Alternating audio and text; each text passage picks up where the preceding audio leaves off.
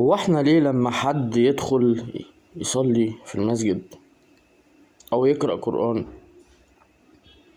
او يقول احاديث عن الرسول صلى الله عليه وسلم او يحط مصحف في عربيته او يشغل قرآن في عربيته او في البيت او في شغله،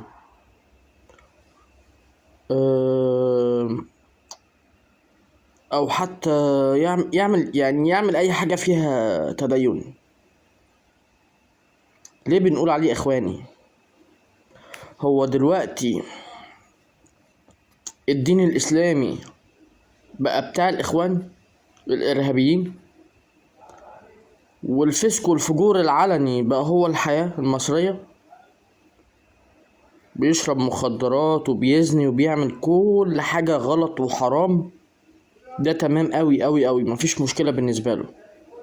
انما بيقرأ القرآن ويصوم ويصلي، يدخل مسجد، يشيل مصحف في عربيته، يشغل قرآن، بقى اخواني. ده على كده بقى مسلمين مصر كلهم، او مش كلهم، اللي هم شايلين مصحف في عربياتهم كلهم اخوانجية عسل.